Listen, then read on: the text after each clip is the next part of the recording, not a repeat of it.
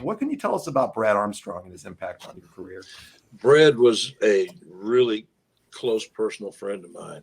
Really? And we started in Georgia Championship Wrestling right about the same time, man. I was 19 years old, and he was a little young. He was younger than me, like almost a year and a half. And Brad was young, and he was there at Georgia Championship Wrestling with his dad. And what a super, super nice guy. I mean, he had it right out of the chute. He wouldn't have been there at Georgia Championship Wrestling with his dad.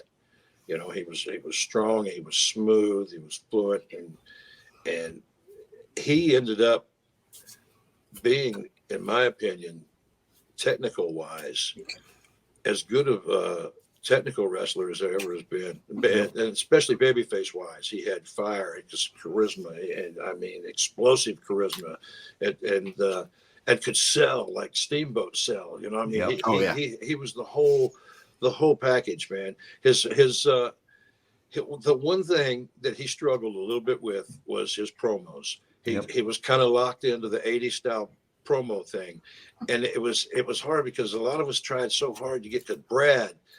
Man, when he was in the locker room, he was such a tremendous personality, man. He was one of the guys that just had people laughing. He was just such a wit and a sense of humor, and he's one of those guys, and there's only a few guys I can say this about, that I have never, ever heard anyone say anything bad about Brad Armstrong. Yep.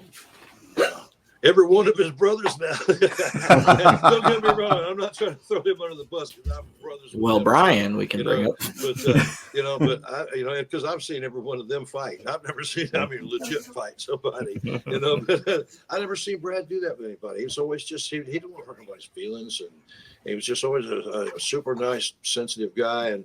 And one of the best all-time baby faces, to me, in my opinion, ever in the business.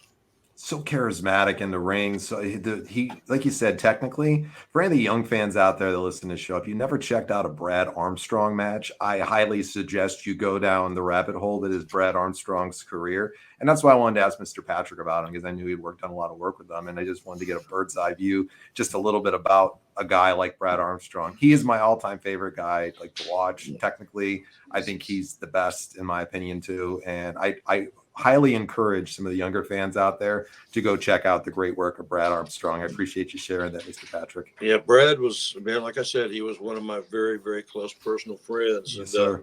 And we didn't, when I first met him, we didn't have cell phones. But Brad was one of the people that his number, no matter where, even we wasn't in the same place or the same territory, wherever I always had his cell phone or his number in my cell phone. And it's odd. It's kind of, not only, and it was real sad though, because Brad was such a tremendous guy.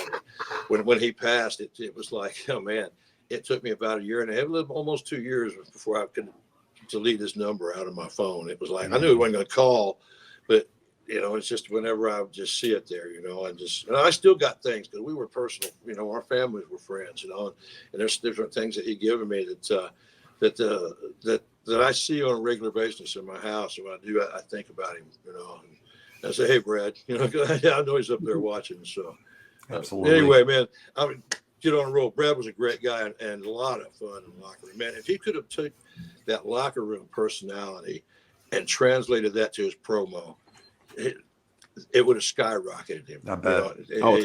Yeah, because his work was there. I mean, there's none better there.